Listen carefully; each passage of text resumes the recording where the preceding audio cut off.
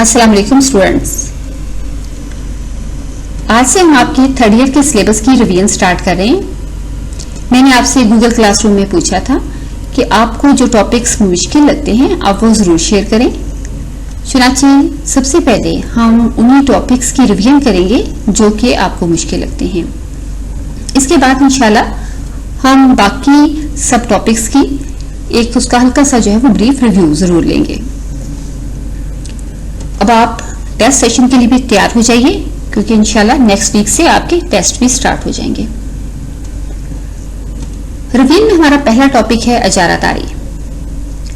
Under this topic we will study about the introduction and the causes of monopoly and then we will see what is the shape of the demand curve under the monopoly and then in this lecture we will discuss about the necessary and the sufficient condition of monopoly, यानी इजारादारी की ज़रूरी और तसलीबख्श शराइत भी देखेंगे।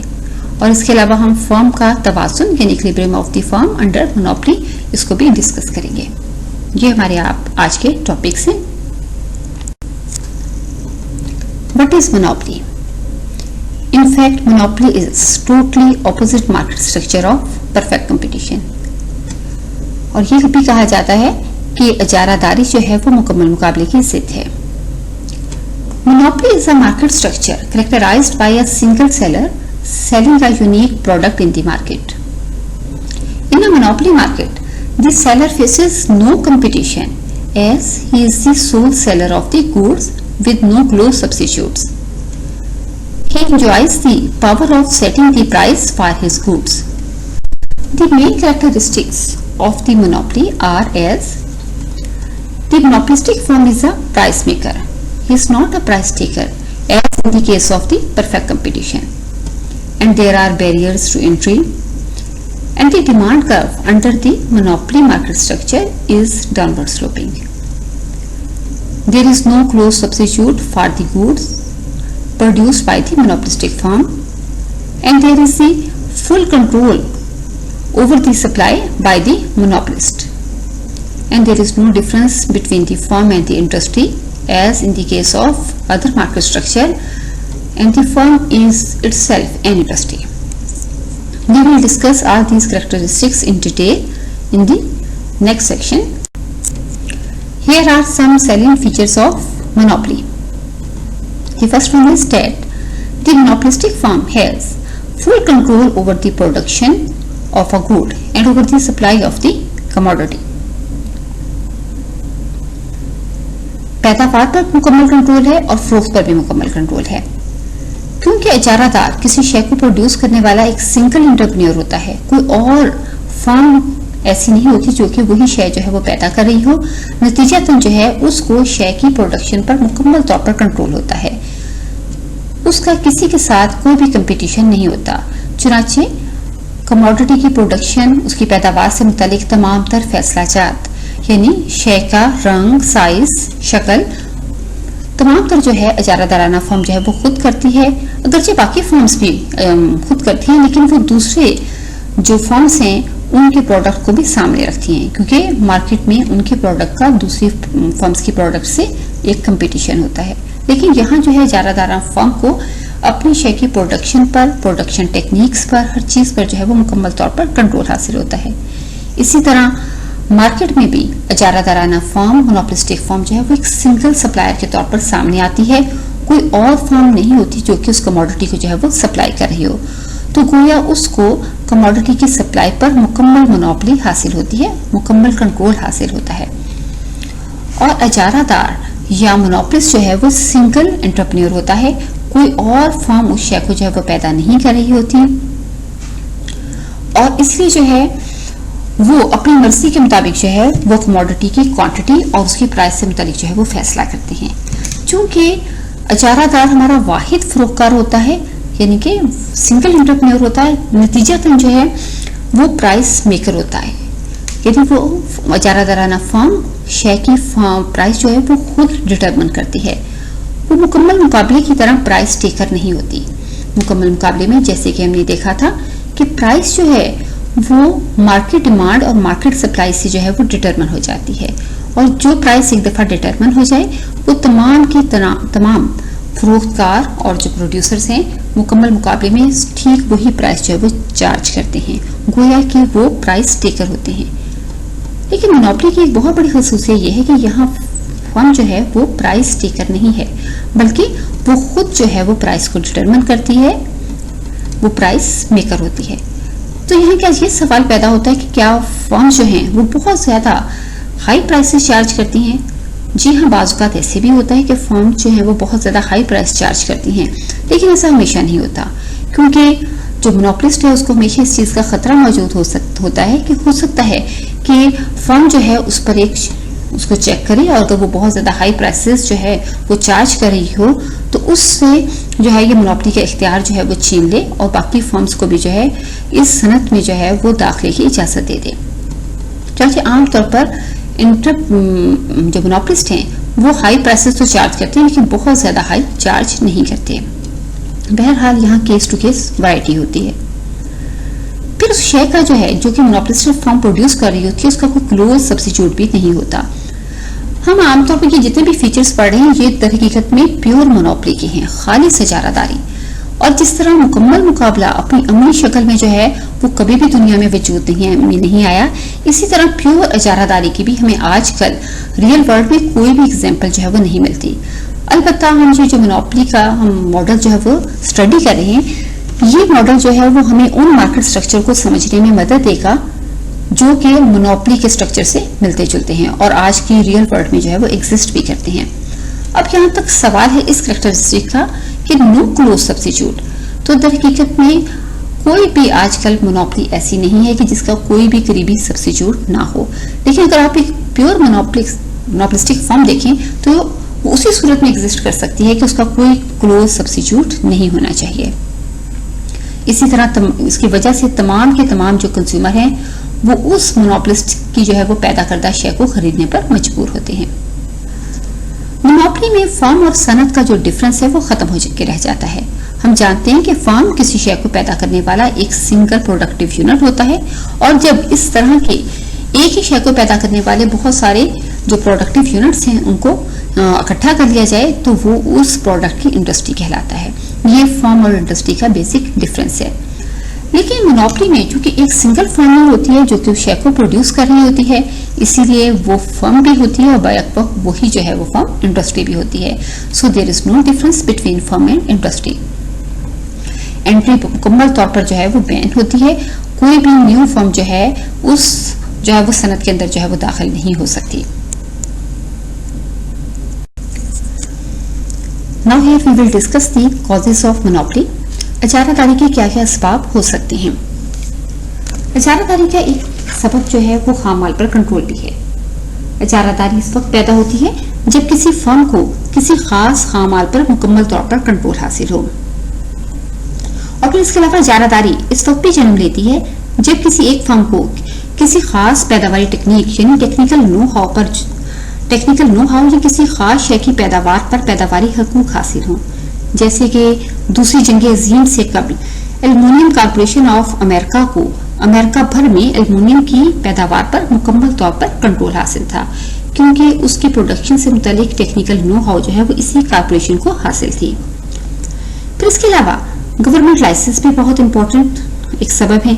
बाज़ औक़ात किसी मुल्क की मंडी में बैरूनी मुकाबला की शिद्दत से बचने के लिए हुकूमत अपनी एक फर्म को बैरूनी दुनिया से वो शय मंगवाने का लाइसेंस जारी कर देती है, जिससे एक जो इम्पोर्टर है उसको शय की फरोख्त पर जो है वो मोनोपोली हासिल हो जाती है। फिर इसके अलावा जो है अवामी फलाह बहबूद का फैक्टर भी बहुत इंपॉर्टेंट है, क्योंकि मोनोपोली इस वजह से भी वजूद में आती है कि जब हुकूमत जो है वो सोशल वेलफेयर की खातिर सिर्फ एक ही फर्म को जो है ये हक जो है वो अता करे कि इस फर्म की जो मोनोपोली का ताल्लुक है वो चूंकि ज्यादातर कुदरती इजारादारी की वजह से होता है, चूंकि अवाम की फलाह बहबूद की खातिर भी जो है वो हुकूमत जो है वो उनको किसी फर्म को जो है वो इजारादारी का जो है वो हक दे देती है, ताकि अवाम को जो है कमोडिटीज जो हैं वो सस्ते दामों जो है वो अवेलेबल हों। अगर फर्म जो है वो बाजुकात सिचुएशन टू सिचुएशन पर डिपेंड करता है।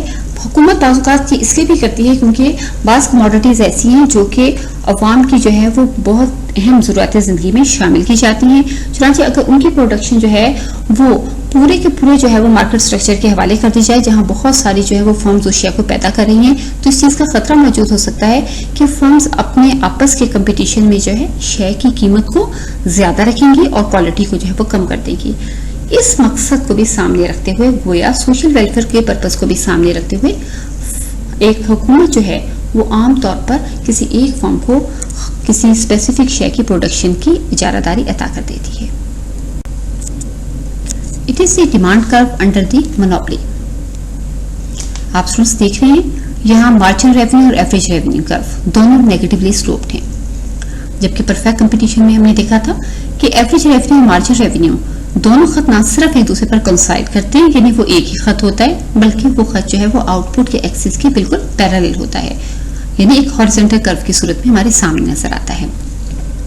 उसके पीछे वजह यह है कि परफेक्ट कंपटीशन में एक फर्म जो है उसको एक गिवन प्राइस पर ही सारी की सारी जो कमोडिटी है वो सेल करना पड़ती है, लेकिन मोनोपोली में ऐसा नहीं है, क्योंकि मोनोपोली में फर्म जो है वो प्राइस मेकर होती है, वो अपनी प्राइस पर असरअंदाज हो सकती है। चुनांचे अगर एक मोनोपोलिस्ट ये चाहता है कि वो अपनी कमोडिटी की सेल को बढ़ाए, यानी वो दो पॉलिसी अडॉप्ट कर सकता है। अगर वो अपनी कमोडिटी की सेल को बढ़ाना चाहता है तो वो आमतौर पर प्राइस को कम करके ऐसा कर सकता है, और अगर वो अपने प्रॉफिट को ज्यादा करना चाहता है तो फिर वो अपनी कमोडिटी की प्राइस को इंक्रीज करके जो है वो ऐसा कर सकता है। यही वजह है कि हमारा ये खर्च जो है मार्जिनल रेवेन्यू और एवरेज रेवेन्यू का कर्व जो है वो नेगेटिवली स्लोप जो है वो बनता है। गोया कम प्राइस पर जो है वो क्वांटिटी सेल बढ़ जाती है और ज्यादा प्राइस पर जो है वो क्वांटिटी सेल जो है वो कम हो जाती है। आप यहाँ देख रहे हैं कि एवरेज रेवेन्यू और मार्जिनल रेवेन्यू दोनों कर्व जो है वो नेगेटिवली स्लोप्ड है। दोनों एक ही पॉइंट से जो है स्टार्ट हो रहे हैं, गोया इंटरसेप्ट दोनों का सेम है, लेकिन मार्जिनल रेवेन्यू का कर्व एवरेज रेवेन्यू के कर्व की निस्बत ज्यादा तेजी के साथ गिर रहा है। और ये हमने काफी दफा ये कंसेप्ट पढ़ा कि जो एवरेज रेवेन्यू है वो हमेशा एक फर्म के जो है वो डिमांड कर्व के बराबर होता है। बिल्कुल इसी तरह डिमांड, जैसे कि डिमांड कर्व जो है वो प्राइस और क्वांटिटी में रिलेशनशिप को शो कर रहा होता है, इसी तरह एवरेज रेवेन्यू भी जो है वो रेवेन्यू और आउटपुट में रिलेशनशिप को जो है वो शो करती है। तो चूंकि हमारी एवरेज रेवेन्यू जो है वो हमेशा प्राइस के बराबर होती है, इसलिए एवरेज रेवेन्यू हो या डिमांड कर्व हो, दोनों जो है वो एक ही किस्म की थ्योरी को, आइडेंटिकल थ्योरीज को जो है वो रिप्रेजेंट कर रहे होते हैं। Under the monopoly a firm will be in equilibrium when the two conditions will be fulfilled. गोया अरसे कलील में अजारादारी के तहत एक फर्म उस वक्त इक्विलिब्रियम फॉर्म में होगी जबकि दो शराइत पूरी हों। The first condition is known necessary condition, जरूरी शर्त, while the other condition is known sufficient condition, तसल्ली बख्श शर्त। जरूरी शर्त necessary condition, MC should be equal to MR, मुख्ततिम मसारफ जो है वो मुख्ततिम वसूलियों के बराबर होनी चाहिए। दरहकीकत एक फर्म उस वक्त तवाज़ुन में होती है जब उसके मुनाफाजात ज्यादा से ज्यादा हो जाए, जब उसका प्रॉफिट मैक्सिमम हो, लेकिन ये उसी सूरत में जो है वो मैक्सिमम हो सकते हैं जबकि टोटल रेवेन्यू और टोटल कॉस्ट का जो डिफरेंस है वो मैक्सिमम हो जाए। और ये हमने परफेक्ट कंपटीशन में भी देखा कि ऐसा पॉइंट जहां पर टोटल रेवेन्यू और टोटल कॉस्ट का डिफरेंस मैक्सिमम होता है, उस पैदावार के, उस प्रोडक्शन के लेवल पर जो है टोटल रेवेन्यू और टोटल कॉस्ट के खतूत की जो स्लोप है वो बराबर होती है। और जहां पर टोटल रेवेन्यू और टोटल कॉस्ट की स्लोप जो है वो बराबर हो जाए, वहां पर फर्म का प्रॉफिट जो है वो मैक्सिमम होगा। अब ये तो हम जानते ही हैं कि टोटल रेवेन्यू की स्लोप मार्जिनल रेवेन्यू यानी कुल वसूली का झुकाव मुख्ततिम वसूली कहलाता है।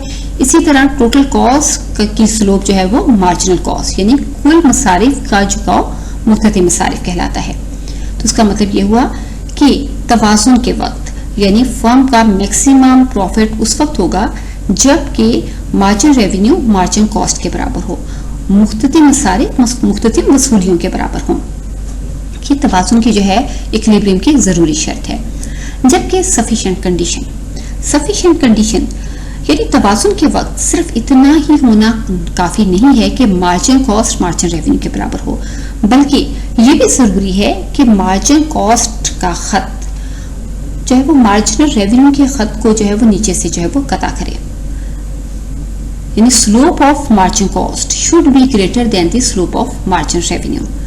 इक्विलिब्रियम पॉइंट पर जो है मार्जिन कॉस्ट की जो स्लोप है वो पॉजिटिव होनी चाहिए और मार्जिन रेवेन्यू की स्लोप, जैसे कि हमें पहले ही पता है वो खत तो नीचे गिर रहा है, वो नेगेटिव होनी चाहिए। इस तरह मार्जिन कॉस्ट की स्लोप मार्जिन रेवेन्यू की स्लोप से ज्यादा होगी और हम इसको सिंपली यूं भी कह सकते हैं थ्योरेटिकली कि मार्जिन कॉस्ट का खत मार्जिन रेवेन्यू के खत को नीचे से कता करे। चुनाचे जब ये दोनों कंडीशन जो है वो पूरी हो तो तब फर्म जो है उस पॉइंट पर जो है वो इक्विलिब्रियम फॉर्म में होती है। Here is a graph to show the determination of equilibrium price and output under monopoly. इजारादारी के तहत पैदावार और कीमत का तायन कैसे होता है। This graph consists of two panels. ऊपर वाले पैनल में जो है हमें टोटल कॉस्ट और टोटल तीन तरह के कर्व जो शो किए गए हैं, टोटल कॉस्ट, टोटल रेवेन्यू और प्रॉफिट कर्व। जबकि नीचे जो है मार्जिनल कॉस्ट की मदद से, मार्जिन कॉस्ट और मार्जिन रेवेन्यू की मदद से जो है वो इक्विलिब्रियम जाहिर किया गया है। In the first panel there are three curves, total revenue and total cost. The both curves, total revenue and total cost curves, are positively sloped, and the difference of these two curves is our profit curve. जब तक एक firm जो है वो OQ तक produce करेगी तो हम देखते हैं कि फर्म का जो OQ, O से लेकर Q1 तक फर्म की प्रोडक्शन लेवल में जो है फर्म की जो टोटल कॉस्ट है वो टोटल रेवेन्यू से ज्यादा है। गोया इस दौरान जो है वो फर्म को लॉस हो रहा है। यही वजह है कि हमारा यहाँ जो प्रॉफिट का कर्व है वो जीरो की लाइन से नीचे मौजूद है।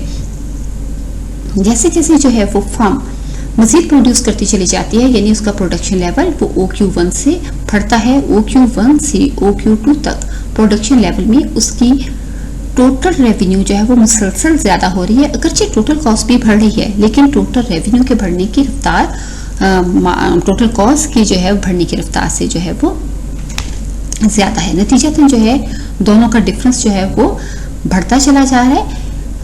हम कह सकते हैं कि प्रॉफिट लेवल जो है वो इंक्रीज कर रहा है। चुनाचे हम देखते हैं कि OQ2 लेवल पर जो है वो एक ऐसा यूनिक प्रोडक्शन लेवल है जिस पर हमारा टोटल रेवेन्यू टोटल कॉस्ट का डिफरेंस मैक्सिमम हो गया है। गोया कि यहाँ हमारा प्रॉफिट लेवल भी जो है वो मैक्सिमम है, जैसे कि प्रॉफिट कर्व से भी यहाँ शो हो रहा है कि ये हमारा मैक्सिमम प्रॉफिट है इन दिस ग्राफ। इसके बाद अगर हम OQ2 से भी ज्यादा अपने प्रोडक्शन लेवल को इंक्रीज करते हैं तो हमारी टोटल कॉस्ट और टोटल रेवेन्यू का जो डिफरेंस है वो पहले की निस्बत जो है वो कम होता चला जाता है, हत्ता कि OQ3 पर आकर जो है ये डिफरेंस दोबारा जो है वो कम होते होते बिल्कुल जीरो रह जाता है। हमें यहाँ जो है नो प्रॉफिट नो लॉस है, लेकिन अगर हम OQ3 से भी ज्यादा पैदा करेंगे तो फिर हमें जो है वो लॉस हो रहा है। अब यहाँ जो है असल में सवाल है कि फर्म को मैक्सिमम प्रॉफिट कहाँ पे हासिल हो रहा है। तो फर्म को maximum profit which is the difference between the total revenue and the total cost, it is at the level of the Q2 production level Q2। इसी को हम अगर जो है वो निचले पैनल पे देखें तो हम इसको मार्जिन कॉस्ट और मार्जिन रेवेन्यू की मदद से भी जो है वो इस मैक्सिमम प्रॉफिट लेवल को जो है वो एनालिसिस कर सकते हैं। हमने पिछले सेक्शन में जो है वो अभी देखा कि इक्विलिब्रियम की दो कंडीशंस हैं, necessity condition and the sufficient condition. Here margin revenue and average revenue curves both are negatively sloped and there is a cost structure, AC shows the average cost and MC shows the margin cost। यानी औसत मसारिफ और मुख्तलिफ मसारिफ के खतूत जो हैं दोनों U shaped हैं।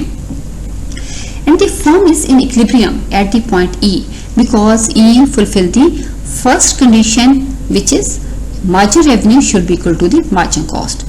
यहाँ मार्जिन कॉस्ट मार्जिन रेवेन्यू के बराबर है। हम यहाँ से एक परपेंडिकुलर नीचे ड्रॉ करेंगे तो हम OQ यानी क्वांटिटी एक्सिस पर जो है वो ड्रॉ करेंगे। हमारे जो इक्विलिब्रियम क्वांटिटी है वो है OQ2। इस पर हमारी पॉइंट ई पर हमारी फर्स्ट कंडीशन जो है वो पूरी हो रही है। हम देखते हैं कि क्या इस पर हमारी सफिशिएंट कंडीशन भी पूरी हो रही है। सफिशिएंट कंडीशन ये है कि slope of margin cost should be greater than the slope of the margin revenue.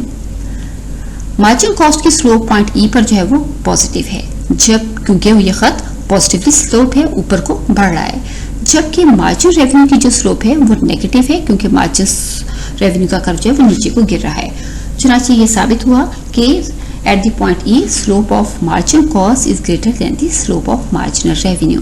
और इसके अलावा हमने कहा था इसको हम यूं भी बयान कर सकते हैं कि मार्जिनल कॉस्ट का खत मार्जिनल रेवेन्यू के खत को नीचे से कता करे, तो इक्विलिब्रियम पॉइंट पर वो इसको नीचे से ही कता कर रहा है।